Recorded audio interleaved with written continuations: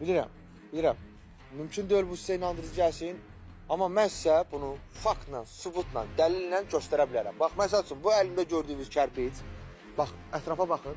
Görün bir innicini görürsünüz sağda solda. Gəlin çıxaq lap dama baxın. Heç kim yoxdur. İndi bu məsələ buradadır ki, mən bu kərpici yerə qoyan kimi bir nəfər peyda olur. Əli, adı nədir o? Papqalı, kostyumlu bir adam. Gəlir mənə belə şeylər edir. İndi bax, göstərirəm. Baxın. Deyil? Allah. Sözün üstə gəldi. Gördünüz? Bax. Və dayanıb baxır. Bax, indi bir götürüm yoxa çıxacaq. Bax. Ey Allah, yoxdur. Gördünüz xanım? Adam bir qəribə o şoka düşür. Gəl bir dənə də yoxla. Mən bilmirəm bu kimdir, nəçidir, hardan gəlir, bunu kim göndərir. Bir dənə də göstərirəm sizə. Baxın. Zırt. Allah. Yerə çıxdı.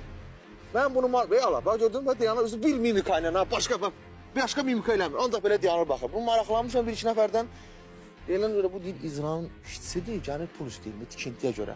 Əlimdə kubik qoyan kimi zırt gəlir. Mən neyim, mən bu taleyim belədir, bəxtim belədir.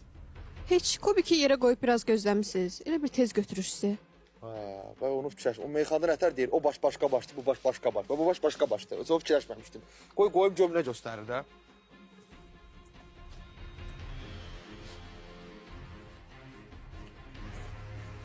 Evet. Bu. Abi mucize değil bu. Abi kimden oldu? Ay hanım size verdi, size kurban olum ya. De bu bitti Allah. Tökürler. Bir tane ben cüzdan var bana bak. %3-4 nəfərdirlər. Sən Allah deyir, əslin adamlardır bunlar. Bunlar sizin adamdır, eləmə. Deyim bırak.